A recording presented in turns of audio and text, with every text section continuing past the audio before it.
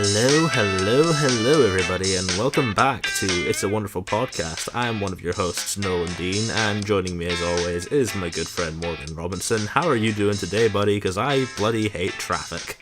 Well, you might hate traffic, but I love the Mummy, so there's that. It's a nice intro, by the way. I'm sure you've sufficiently creeped everyone out. Right, I realised people have now turned off. I was trying to sound like a creepy movie monster guy, and I realized I sound more like Count Olaf. Yeah, you don't do a good creepy monster voice. Mind you, Boris Karloff doesn't do a very good creepy monster voice because of his massive lisp. Yes, but I would argue that that's a part of his character, which we are going to get into right away. So yes, we are. You get to, we're doing the Mummy, is what we're doing this week. We should get into why I picked the Mummy, and it wasn't just to spite you.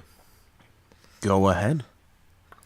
So, last year, I think is when we met, you got me into all these Universal monster movies, which I had never seen before. As I often do to people. Yes, and the summer I moved back to the UK, one of the first box sets I purchased was the Universal Monsters Blu-ray Complete Collection, including The Mummy, Dracula, Frankenstein, Bride of Frankenstein, Creature from the Black Lagoon, and all that jazz. Even Phantom of the Opera on there, which is surprising. And I just fell in love with The Mummy, especially after having to suffer through that horrendous remake last year. This was a nice little welcome back addition into, hey, monster movies can be great, and this is definitely one of them.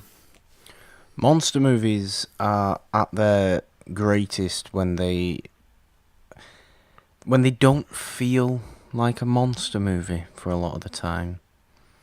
I definitely agree with that. They feel like something different, and then every so often it'll just hit you with ooh, that's a bit dark, or okay, let's not do that. And that's exactly what the Universal monster movies do. I know you've said many times to me that The Mummy is your favourite of that whole group. Yes, because I like to be different. Because you like to be different. I can't go that far. I mean, most people at least that I've heard would say a Frankenstein or a Bride of Frankenstein. I prefer Dracula above them all. That's mainly just my love of vampire things and that sort of stuff. Nolan loves The Mummy above them all. And it's not necessarily the most action-packed film you've ever seen in your life. I'd argue not a lot of the Universal monster movies they're not action-packed. Not at all, but if you like that sort of style, then I think you really like that sort of style. And we must really like that sort of style, because we just go for it all the time. We don't need to be bombarded with action set pieces a la 1999. Oh, we will talk about that, and Raoul is going to kill me for it. We just like a nice story and a nice, intimidating presence that Mr. Karloff gives us.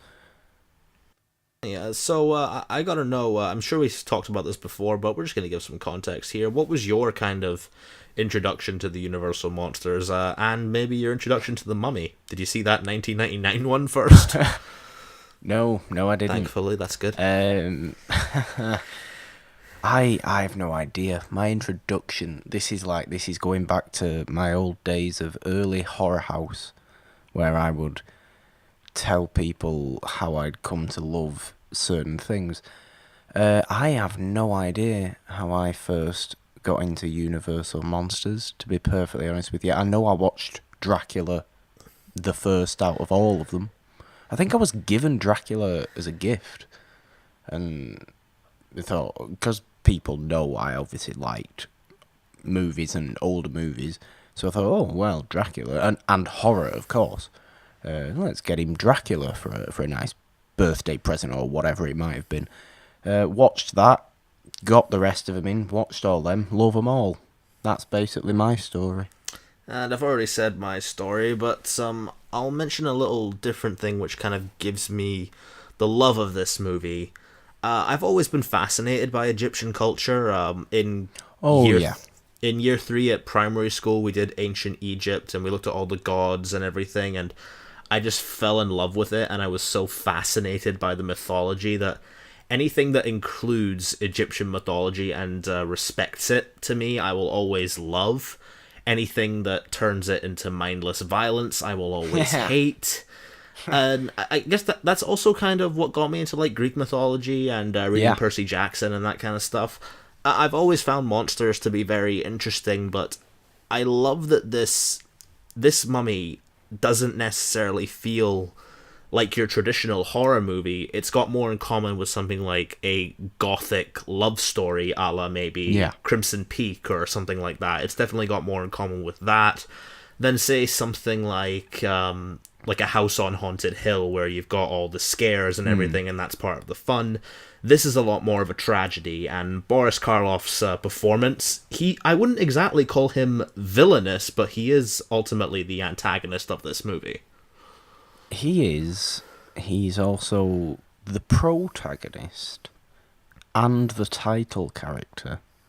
Unless he isn't. He's not the love interest as well. He's not the love interest. But there's a question for you actually that I've just thought of. Is Imhotep the title mummy, or is Anxinamun the title mummy? It's difficult because like Who I knows? say Imhotep because we learn more about him, but the other guy's got his fair share as well. Yeah, I don't know what I was just saying. Then obviously we get Karloff is the one in the makeup, and he's the one who, at least for the first scene, looks like the mummy. But the whole story of it is that he's trying to bring back his ancient wife, who has been reincarnated as this girl called Helen, I think. Yeah. So is Helen, or who he refers to as, of course, Anxenamun, was his wife's name in the past life. Is she the mummy, or is Karloff the mummy, or are they just both the mummy and we just have to deal with that? We just have to deal with it because I don't think The Mummies sounds like a very scary title. The Mummies sounds like a poor Channel 4 comedy series I was about thinking like an Amy Schumer movie. about a group of mothers who don't care about their children. Don't If Channel 4 is listening to this, we probably just gave them an idea. I will never now work for Channel 4, having just said that. You have just greenlit the mother equivalent of the In-Betweeners. You should be proud of yourself. I'm not very proud of myself. I'm never proud of myself. Oh, Never Jesus. proud of myself. We're getting into that. We're not getting into all that.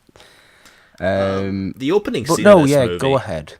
Go ahead. The opening scene of this, I love because they're all talking about Egyptian mythology, but it's also kind of scary, but also kind of funny from the guy's little bit of overacting, but it still I works love with it, the though. fun of this movie. I love a good bit of overacting. That's 50% the reason I love these old films. Any older film, you will get a touch of the, especially one from this early. You look at 1932, that's only like 5 years before, after I should say, it's only 5 years after the invention of sound into film. So everybody still kind of had the silent, if you were a screen actor, you still kind of had the silent, you were brought up on the silent films, you still had those mannerisms in your acting, either that or the theatre, where you obviously have to be more expressive as well. So people always overact, naturally, in those sort of things. And it's never bothered me. I get exactly what you're talking about, because the guy is overacting to an extortionate degree. It's But pretty hilarious. it is kind of hilarious, but absolutely not in the way where you just want to say, this is ridiculous, let's turn it off. Yeah, In just a like, yes, this is old and I love it kind of way. I But the first scene is great, but go on, you were going to say something.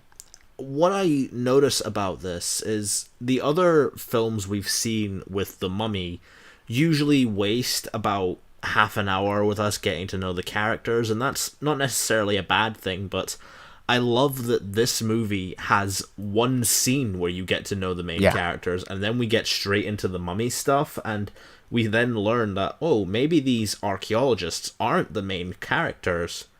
The Mummy Imhotep himself is the main character, and that's always been kind of interesting for me with these monster movies, because even if they try and give them a character, they always portray them as the antagonist, but it's like the age-old saying, every villain is the hero of his own story, and all Imhotep wants is just to have his one true love back. Like, he even says near the end sometime, oh, I could raise this old mummy, but it would be like a shallow recreation, and I want the best for myself, and that's something that I think everybody can relate to, and part of why I love these Universal movies so much is they manage to humanize the monsters so well, something that the, weirdly enough, Universal have forgotten to do by now, and Go back to the days of Carl Laemmle as Universal's head of production. Those are when they knew what to do. Back in the 30s, when all they focused on was horror. Or just get Guillermo del Toro to direct every monster movie, because he did it well with The Shape of Water. Yeah, or just do that. That'd be so much easier, wouldn't it? Universal, come on, get a shift of yourself.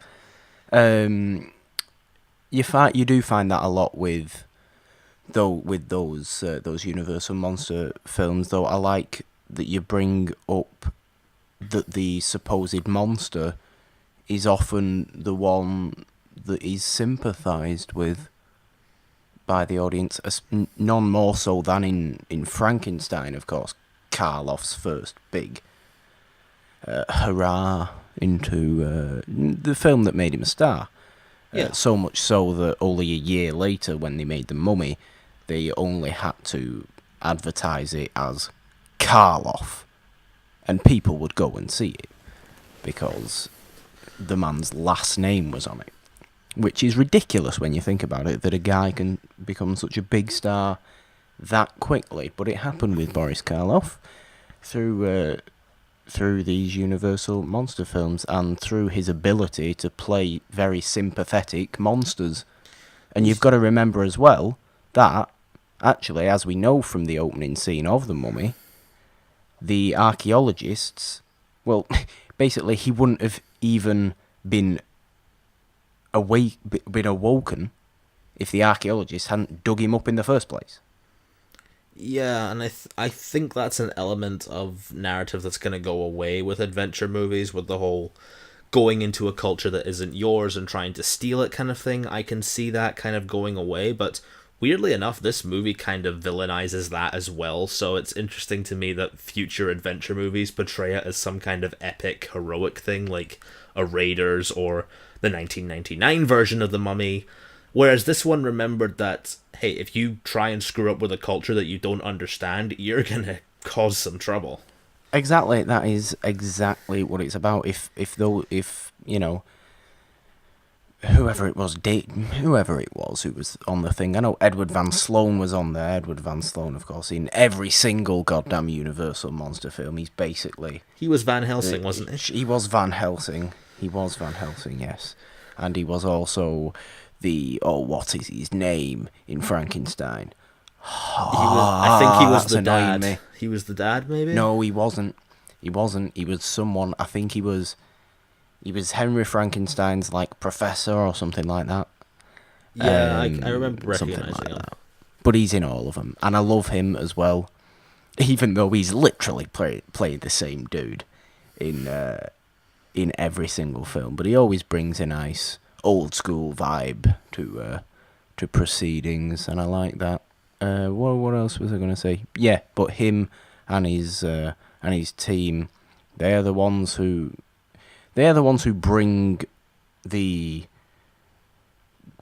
events of the film on themselves, from digging Imhotep up in the first place, and it does definitely have that feel of, let's just be a bit careful with what we're going into here. We don't fully understand all this. And like you said, I love that as well.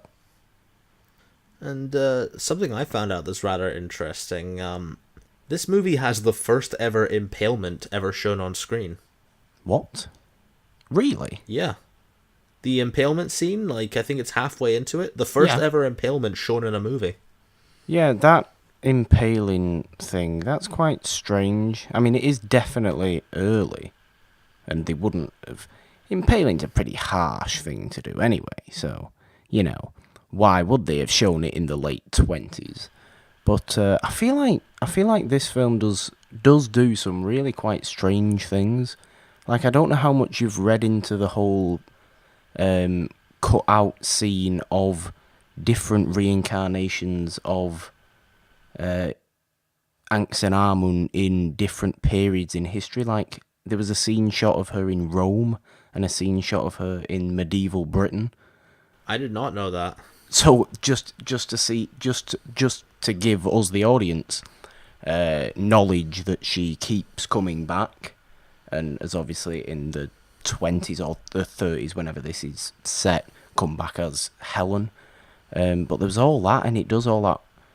Like that, I feel like that would have been a really interesting sort of montage, I believe it was going to be, to sort of go through. They scrapped it because of budgetary restraints, of course, because it would take ages to build up a little set for Rome and a little set for medieval Britain.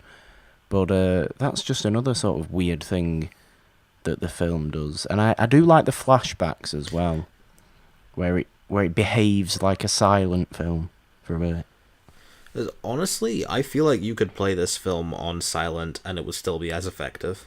Probably not, because you don't get Karloff's little, "Hello, I'm Boris Karloff, and I'm going to reincarnate my..." That is literally how loud he talks, though. My God, you have to crank the volume up. I did, and... It's ridiculous. I don't know. I think his presence is large enough that he doesn't even need dialogue. His eyes... That is true. ...kind of say everything, and Karloff, I mean, talk about a great character actor. He's got to be up there with, the top 2, at least. Absolutely. He...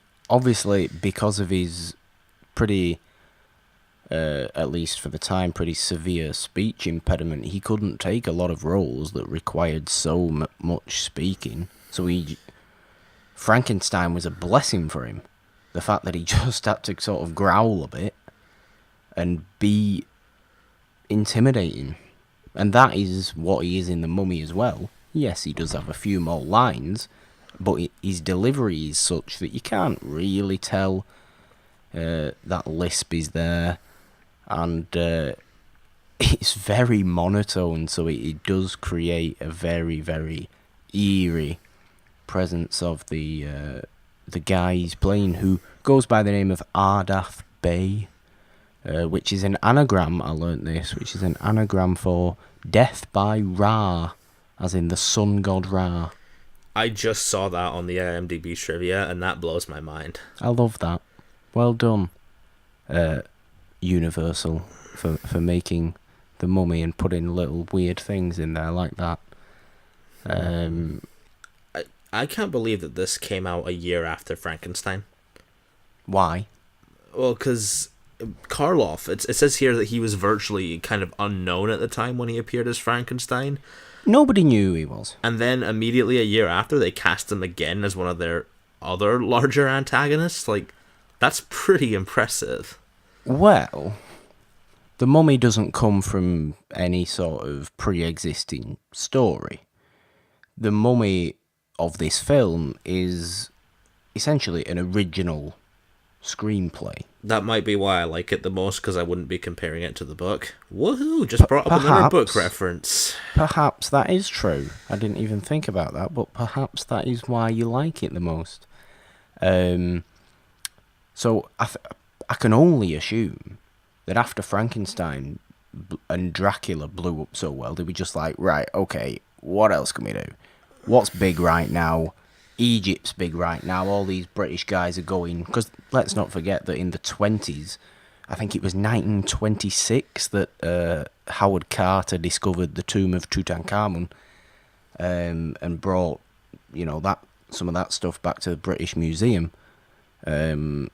So Egypt was huge in the world, finding stuff in ancient Egypt. A lot of archaeological digs that were going on there at that time. So they thought, okay, let's throw something in there. Let's cast Boris again, because we like Boris and he's big, and people love him. That's all I can assume was the business model there. I think it makes sense. I can just imagine the film execs going like, that Karloff guy, he was pretty good in Frankenstein. We'll get him to play the Mummy. He was going to be in the Mummy, and he's going to be in every other movie that we do. And that's a really bad exec voice. I'm sorry. They're not a newspaper man. That would be how a newspaper man would talk. Movie execs would be sat there with a cigar or something, going, "Now, listen to me. What are you giving us here?" They sound like Robert De Niro, like now. That wasn't an impression of Robert De Niro. That was more of an impression of...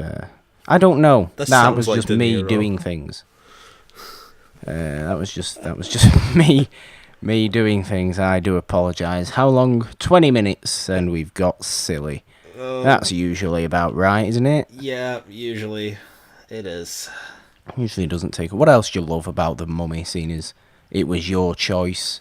I love the sort of hypnotic nature that it has on you that kind of brings you into the movie. Like, when I'm watching it, I don't want to turn away from the frame at all. And, sometimes that happens to me with older movies. Like, there are moments where I'll be checking my watch a little because the pacing can be very different then. But with The Mummy, it does such a great job of pulling you in. It's almost like Boris Karloff's putting a spell on you. And I think that worked very effectively here. And I also love the tragic aspect. Like, usually when the monster is defeated, you would feel some kind of accomplishment. But when Imhotep's defeated here, it's very bittersweet. And it gives you all these really confusing emotions. Like, did anyone really win out of this? Because no. You came into this guy's culture trying to make it your own. He wanted his own thing. No one really got what they wanted out of it, and now you're just left to think about what you've done. I'm kind of really disappointed. I've always kind of been really disappointed that it does end so abruptly.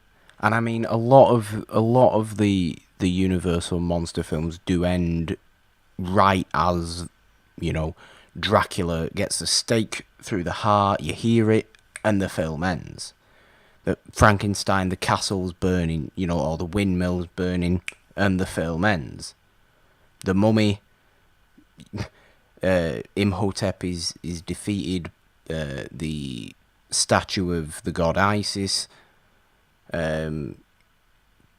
casts some light on the scroll that he's using to reincarnate his wife, and the film ends.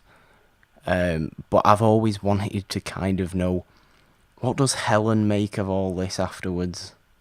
Like, show me the next morning when Helen has woke up, realising that she's just tried to be mummified and brought back to life for the pleasure of Boris Karloff.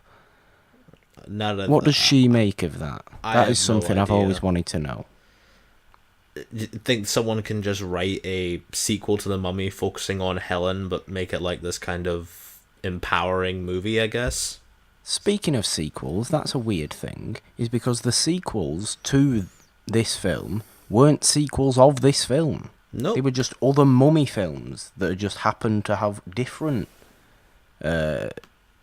mummies in. Nothing to do with Boris Karloff. Weird, considering that the Frankenstein sequels sort of followed on. Even the Dracula sequels followed on. But this one doesn't. I think that works in its favor though, because it makes Wolfman as well. it makes this mummy feel so standalone that you can just enjoy it on its own without worrying about any other lore. And That's true. full disclosure, I haven't seen any of the Mummy sequels because I kind of don't want to ruin it for myself. You don't need to. I've heard they just become basic monster movies, and I really like the sort of tragic love story of this one. Well, explain the tragic love story to everyone then. Why the hell don't you? Okay, I will. Well, all Emotep wants is his wife back, and he can't get that no matter how hard he tries. And other versions of this story have tried to do this, and it always comes off feeling very forced and cheesy because they don't know if they want to make Emotep a tragic villain or a straight up I'm gonna destroy the world villain. We see those giant sand clouds with Emotep's face in them that we really do not need. Terrible CGI, Sofia Boutella in makeup, and all this kind of crap that they just throw at it, when all you really need for Emotep is for him to be a sort of lost soul. And in a way, I think that's a lot more interesting to explore than just having him fire fucking scarab beetles out of his hand and turn into, oh god, like, some of you will know You're this. getting some of angry you won't. again. I hate the Mummy reboots. You're getting angry again. What about the one from 57 with Christopher Lee? I've heard that's good. I haven't seen it. Okay, well then. Maybe you can tell me about that. Very good, very good. As all of the Hammer ones are as well. Can I ask you one question though? Of course. In The Mummy, does Boris Karloff ever say, "I want to take over the world"? No. No, he doesn't. In 1999 or 2017, maybe not directly, but does the Mummy say, "I want to take over the world"? Never says it, but that's basically what they want. I mean, 2017 messed it up more so than 1999. 1999 Mummy is just confused about what it wants. 2017 is like trying to be a Disney villain of some sort, but also tragic, but also a murderer, but also sociopathic. It's very confusing, and it was a waste. It's all very poor, regardless. It was also a big waste of Sofia Boutella, who's a great physical actress. Like, she's got that kind of she acts with her face kind of thing that Karloff has, but they just wasted her so much with it. Does she have Karloff's eyes though? No, she has CGI eyes. Nobody has Karloff's eyes. There's those two shots that you get where it is literally just Karloff's eyes. And yes, they are enhanced a bit with makeup or a bit of light or whatever it would be. Or cotton, but my in this god, case. it's terrifying. It's terrifying. That was another bit of trivia I found. A lot of the makeup they put on him involved a lot of cotton. Cotton? Well, to give the wrinkles. There's Jack Pierce makeup for you again. Mm-hmm. The legendary makeup artist of the Universal. Like, Boris Karloff must have had either a really, really strong or a really, really horrible relationship with Jack Pierce, because the amount of time for all the Frankenstein stuff, and for all the Mummy stuff, and for, I believe, other stuff as well. Like, I want to say the Old Dark House. Mm-hmm. I want to say the Old Dark House. I also want to say, I know Karloff was in that, but was that the one? No, I don't think it was. Was it the Black Cat? I think it was the Black Cat, where it was Lugosi and Karloff played this like bearded guy who had one eye. Or was that the Old Dark House? I don't know anymore. I have to watch them. But presumably Jack Pierce also did them. And the amount of makeup, the amount of time Boris Karloff must have had to sit in Jack Pierce's makeup chair.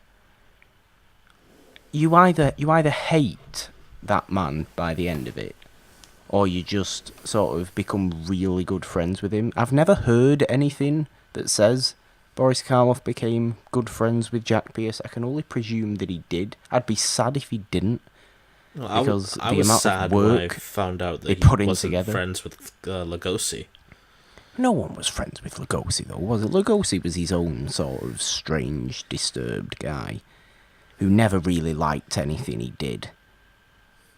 Tragic figure, Bela Lugosi. Tragic, man. Another interesting piece of trivia I found, I think because we've mostly talked about why I love the movie so much, I'm just looking at trivia. It's certainly not that of a long film. It's about 70 minutes long. It is basically a mummy is dug up.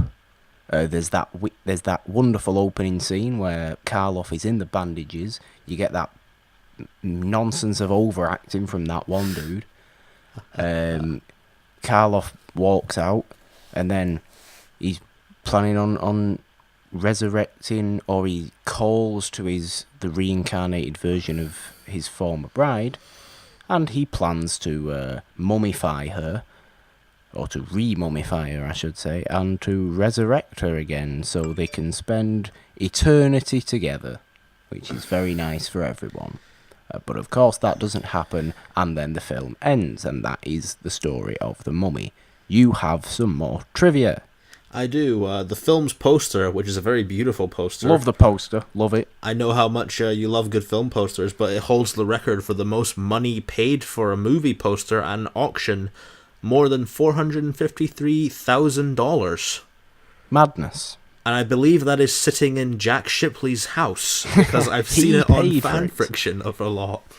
Jack, if you're listening to this, you paid $450,000. Oh shit, did Jack Shipley go back in time and get that poster? That would explain so much. I think Jack Shipley is today's reincarnation of Imhotep. That would that would make a lot of sense. That's why he has the poster. We love Jack, by the way. And that's why he always parades it on Fan Friction. He wants us to know he spent that money. No, it's a beautiful poster, though. And Jack's a beautiful guy. We do love him. He is. That he is, yes. I presumably, with you looking at things that happened on The Mummy and things that happened on the set of The Mummy, you are aware of the horrendous feud between the director and the woman who played Helen. It doesn't surprise me, to be honest. Zita Johans, who played Helen. Zita is a fantastic name, by the way. Well done her for having the name Zita. They hated each other, her and the director, though. I believe it was the director's first ever film. Carl something or other. Carl Freud? Freitag or something like that? Something or other like that. German name. Sounds German. I know what you mean. It's definitely Carl.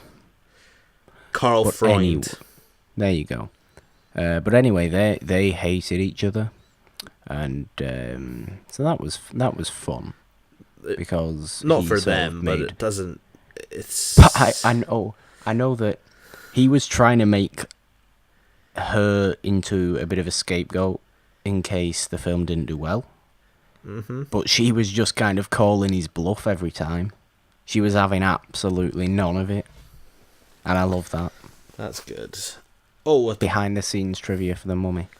Another thing I forgot to mention that I do love. This film's opening is beautiful. Like the opening credits. You mean the same opening as Dracula? With the with like the pyramid and the 3D rock letters. It just looks gorgeous. Yes, it does, but you also mean the same opening as Dracula with Swan Lake. Yes, of course, but Swan Lake is public domain now, so that could be used for any opening. Swan Lake. Swan Lake is the best music. Can you sing it? I can't sing it, can I? It's an orchestral piece. Like a cappella it? No, that's a weird thing to do. I'm not going to do that now. Yeah, I love Swan Lake. It was the theme for Horror House for a reason. Because Morgan is Dracula. Because I am Dracula, and also Imhotep. And also Frankenstein. That is a costume I would love to see you pull off as Imhotep. No, because you won't be able to see me. What, do you mean have to wear the fez and everything? I don't want to wear a fez.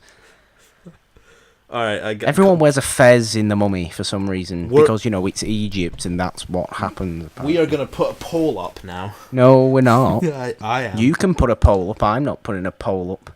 I'm putting a poll up right now. You put a Should poll up, Morgan then. wear a fez to cosplay as the Mummy? I don't want. What if I don't want to cosplay as Mummy? I'd much rather cosplay as literally any other Universal monster, including the Invisible Man, which sometimes I feel like anyway. Oh my god. Yes, that's right. We've got to that stage. No, we haven't. I promised we wouldn't do that. I did promise. I would love to cosplay as the creature from the Black Lagoon. But people would think I was the fishman from Shape of Water, which might be a good thing. Well, it does mean you might actually end up getting a relationship then, because the fishman got a relationship in Shape of Water. Yes, but there's a reason the fishman got the relationship in the Shape of Water. Because he was a great fish. Because he was a great fish, and he just liked eggs, and he was beautiful, and I don't think I like eggs as much as the fishman in Shape of Water does. I just don't think I do. Interestingly, Guillermo del Toro in The Shape of Water does a lot of similar things that the Mummy does. Very much so. I'd like to hear your take on that now that we've mentioned that. Please elaborate. Well, The Shape of Water is at its core a love story as well, besides the whole Michael Shannon thing. Besides him, he's a great villain anyway. And I believe Guillermo del Toro was looked at one point to do all the Universal Monster stuff, but for some Of course he was. stupid reason, they didn't let him do it. And then I think he just made The Shape of Water as a big middle finger to them, like, here's what my take on the Universal Monster stories would be. Look what you're missing out on. I just won Best Picture, bitch. He must be laughing in the face of Universal, to be perfectly honest with him. Yes, he would be. He just must be. Because especially after having seen and loved The Shape of Water, thinking what he could have done with, like you said, a very similar sort of tonal love story in The Mummy, or anything else. Like of Creature from them. the Black Lagoon, he could have nailed. I think he would have done a cool version of Dracula. It would have been great. We need a good new Dracula, for Christ's sake. One that does not star... Who's that guy that played Gaston? One that does not star Luke Evans. Who is the least Dracula-y person you could find. Yeah. I Yes, he is. like Luke Evans as much as the next guy. He's a very handsome man, but he is not Dracula. He was more Batman than Dracula. Yeah, that was weird. Because he liked to sort of throw bats. Didn't he? He liked to throw bats around, and that's what Batman does. Of course, the bats Batman throws around are, of course, metal and called batarangs, but still. I think, like this movie, this is going to end up being one of our shorter episodes. Yes, I think so, but we've got things to say. We've got other things to say here. I did want to go back to the point I was making about the flashbacks. Yes, which you see in it. They're shot to look like a silent film, almost. They are shot to look like a silent film, in the sense also that the acting is exaggerated, very noticeably so, in those films. And these flashbacks are showing Imhotep's original life, basically. Mm-hmm. And the original mummification of Ankhsenamun, his wife. Which is horrifying to look at, by the way. Which, isn't pleasant. Isn't pleasant at all, but that's what they're showing. And the camera speed sped up as well, so it really looks like a silent film. I think that's a really good... Again, I think that's a really interesting decision to have made, just in order to convey that older time. Because obviously, if you were going to convey an older time now, you'd put a nice black and white filter over it. But they couldn't do that then because that's all they had. So they just turned it into a silent film for like 2 minutes instead, which I just think is a bit of a small bit of genius from the seemingly horrible man that is Karl Freund. Or maybe it was Lemley. Maybe it was Lemley's decision. I wouldn't put it past him to do that because he was the mastermind behind the whole thing. So why not assume it was him? Yeah, that's a very fair point. And the black and white aesthetic does kind of give that timeless feel to the movie as well. Always has done. Always has been some, arguably my favourite part of any of the Universal monsters. Not so much that the Mummy has, shadows that Dracula or Frankenstein has in it, or such exquisite lighting that those films have, but I just can't help feeling that it would have looked like. Now, this is a remarkably British reference. I'm going to enjoy this. Go with me on this, but it would have looked like Carry On Cleo if it hadn't have been black and white. Black and white. It would have just looked like a very bad set, just made up of garbage from the prop store that you've under the heading of ancient Egypt. Oh, let's just get that wall in because it's got some hieroglyphs on, even though it looks dreadful, like a 6-year-old has made it. Like Halloween decorations at Poundland. Like Halloween decorations, exactly. Not just Halloween decorations, one's from Poundland. What if you can only get your Halloween decorations from Poundland? Don't knock Poundland. Don't knock Poundland until Poundland is great, and I get all my soft drinks from there, but I'm not buying their Halloween costumes. No, that's a good point. You're buying good quality Halloween costumes if you're going all out, which you do need to do. I make my own Halloween costumes. You make your Halloween costumes out of like a burlap sack and sheet of tarp. I don't know why you'd have a burlap sack and a sheet of tarp. Yeah, I'm not. What are you going to make with that? I'm not the What's scarecrow. that supposed to be? Like, that is literally what I was thinking, isn't it? No, I must have been thinking the scarecrow. I made my Riddler costume like out of a green shirt and a purple tie, but I am digressing. Would you dress up as the Mummy for Halloween is the question. Yes, I would, because I really like the creature design because it gives Bandage Mummy or Fez Mummy? Fez Mummy for sure, because it's got that kind of weird alluringness that's also kind of human-esque, if you get me. I mean, yeah. I know you're going to disagree with this a lot, but here we go. That was something I liked a lot with Pennywise from last year, is that his design was kind of weirdly alluring and didn't look too humanized like Tim Curry's version did. I get the same kind of feeling from Karloff's Mummy. You're telling me that Pennywise allures you, does he now? Not that he allures me, but there's something weirdly alluring about him. I'm sorry, let's just all reminisce now and think about this for those who know. When it came out, was Nolan or was Nolan not going on about how attractive Bill Skarsgård was? The answer, yes, he was doing that. He is attractive. Is Boris Karloff attractive? I'm not my type, but sure. Not your type. Tall, dark, and handsome isn't your type, is it not now? Oh, tall, dark, and handsome is absolutely my type, but also above the age of 50 is not my type. I think we can get into some final thoughts about this.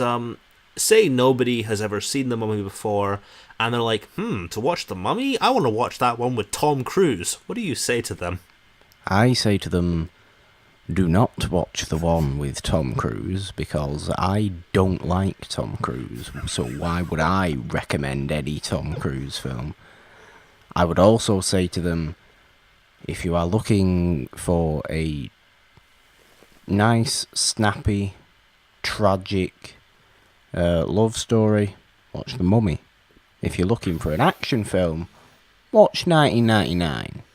You'll have a better time with that.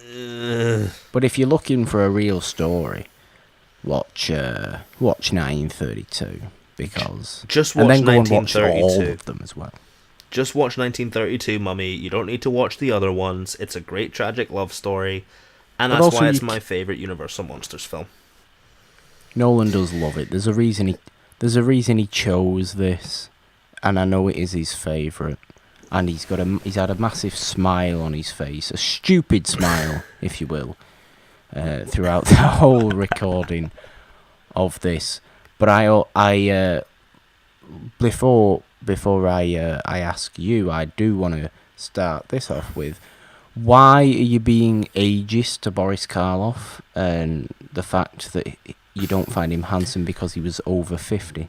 In fact, I don't even think he was over 50 at that time. I'm not ageist. I'm just not attracted to older dudes. It's I'm more the Timothy Chalamet kind of guy.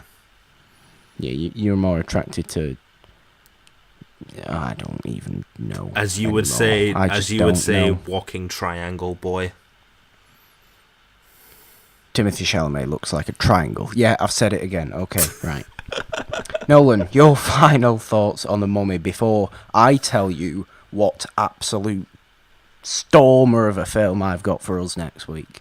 Oh, fantastic. Well, my final thoughts on The Mummy are, if you want to see a monster movie that isn't just mindless violence and actually has some really compelling narrative behind it with an interesting lore and a really hypnotic, eerie performance, go and watch The Mummy. And I suppose you can watch the 1999 one if you like, but avoid that 2017 piece of trash at all costs. And that's my final thoughts. What storm have you got cooking up now? But also, once you've finished watching this film, go and watch all the other Universal monster films as well if you haven't already, because there's still a couple I need to see. The Mummy isn't my favourite. I still very much like it, but I personally, it's better than Creature from the Black Lagoon, okay, but it's not as good as any of the others. That's fair.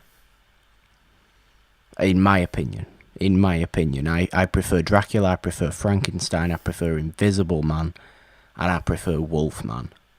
But you always rag on the Creature from the Black Lagoon's costume anyway. I like it for what it. I like it. It looks like the 50s. I distinctly remember last year you telling me it looks like shit, but it's amazing. I just think it looks like a weird film. Well, it is a weird film. It looks like a weird costume, but I still like it. Could you imagine if they made The Shape of Water in the 50s with that costume? That's what they would have done. That was the best fish costume money could buy. In 1954, 54, 53... Oh, movie release dates. Come on, I've got to be better at that. I think it's 54. Yeah, anyway, I'm curious as to what you've got planned for next time before we get into the plugs and everything. Well, as you know, or as you should know if you know basic mathematics, next week is episode 10. Oh. That's our first little milestone, isn't it? Yes. Yeah, it is. I was expecting a response from Nolan then. He didn't give me one. I said yes. Did you? I didn't hear you. Okay. We've derailed again. Well, go on. I need to get back into the mood of the sentence I was saying. I won't interrupt you. If you would be so kind. I'm sorry, I interrupt you all the time. I should allow you to interrupt me every now and again. Please interrupt me whenever you see fit. It will now annoy me if you don't interrupt me. So, for the first little milestone, not that it's like 50 or anything, but 10's a nice one. I wanted to get Price into play. He's coming in. He's coming in to bat. For some reason, I'm using cricket analogies. No idea why. So weirdly though, even though it's that's it right. Okay, first of all, it's going to be 2 horrors in a row because we had this, and now we're going to have a nice Vincent Price film. Which But- one? Which one? Which one? But yes, that's what I'm getting to. I'm building up tension. God damn it. What? God damn it. It's Witchfinder General. I've chosen Witchfinder General from 1968, so we're really pushing it for the cut-off point of 70. It doesn't play like an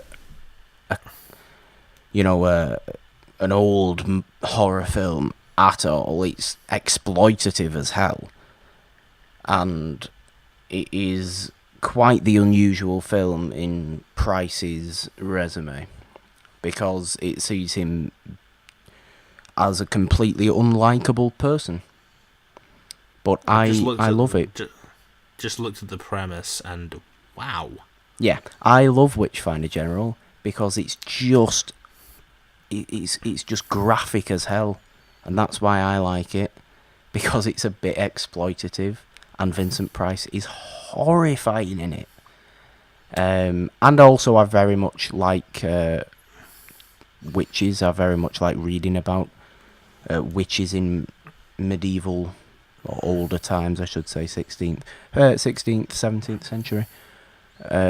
So yeah, I chose Witchfinder General, so look out for that next week, because it's wonderful. Nolan, you look horrified. Yeah, I just looked at the premise and I can tell this one's probably going to disturb me. Yes, of course it is. It really is. There's some very nice burning scenes. Oh dear. I was also thinking Vincent Price in this movie looks a lot like Daniel Day-Lewis in There Will Be Blood. Yes, he does, actually. Although he's wearing a different style of hat. Will there be blood in this movie? Yes, lots of it. Oh, fantastic. Lots of blood. I don't even know what copy you'll be able to find, but I know the copy I own has extra little previously unseen banned bits of footage. Ooh, we're getting edgy now. It was literally X-rated when it came out. You know it's gonna be graphic as hell. Well, I look forward to that. Yeah. And what else have you been up to on the YouTubes, the Twitters, and whatever other social media you use? The Tumblrs, maybe? I don't use any other. Well, I do use the Facebooks, but I don't really use the Facebooks. Obviously, I like reading ghost stories, as you all know by now, I would hope. I like listening to them. There's 2 of them that comes out every week, Wednesdays and Sundays. New ghost story on the Purple Dawn YouTube channel. Just search Purple Dawn on YouTube, you'll find it. Or if you want to find the ghost stories in maybe a bit of a easier way, and also a way where you'd follow me on Twitter, that is at the Purple Dawn with a 3 instead of the E in the, because Patrice Evra. All the links to the ghost stories that I read are up there as well. They're all really good stories. Like, seriously, I love these stories that I'm reading. And I love reading them. And I do a little bit of a more narrative voice. And I like doing that voice as well, because it's great. But yeah, that. On the Instagrams at the Purple Dawn as well, if you want that. Nolan, your stuff. You're doing stuff. You're always doing stuff. I'm doing way too much stuff. I think I'm getting overwhelmed, but I'm doing more stuff. Morgan I'm pretty sure he's been horrified on this video because he's looking at my Camp Half-Blood t-shirt. Yeah. But as some of you know, my most requested video of all time just went up, talking about Percy Jackson and how not to adapt a book. That's doing pretty well. I've got some nice skits in there, and I talk about why I love that series so much. And I've decided what my next video essay is going to be on stories as lessons. I think you're the first one who's going to hear this. Oh, how special! Oh, you know how there's so many opinionated bastards about The Last Jedi. Yeah. Well, I'm joining them, but not because... no! Oh, he's sold out. Not because I want to have a really sellout. Negative hot take or a positive hot take on The Last Jedi. I'm so sick of this movie being either hated so much or loved so much. that no one really feels like they can talk about it level-headedly, so I'm going to attempt to bring that to the conversation a bit with The Last Jedi, perception versus reality. So look out for that soon. Nolan Dean is a sellout. You called me that last year when I did a video on Spider-Man, and guess what? That was my most popular video. I often call you things and don't really mean them. Yes, you do. Calling you a nice person is one of those things. What a great way to end this week's episode of It's a Wonderful Podcast. Look forward to next week. I have been Morgan Robinson. That has been Nolan Dean. I say that, I really mean he. You're not like a table or something. I don't know. I'd rather be a chair. Okay, be a chair then. See, I can't do anything right. Nolan, say goodbye because I'm not doing now. You've annoyed me. And until next time, goodbye. Bye.